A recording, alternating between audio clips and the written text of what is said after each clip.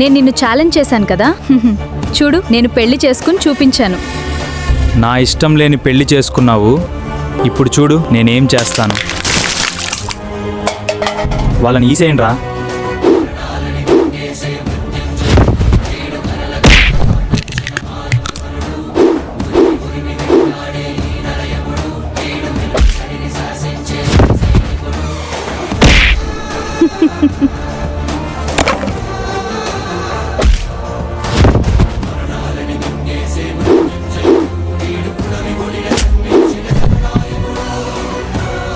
నేను మీ ఇద్దరిని ఏమీ చేయలేకపోయా, కానీ మా రాజన్నకు చెప్పి వేసేయమంటా. ఓ, ఎవరికి చెప్పుకుంటావో చెప్పుకోపో, చూద్దాం.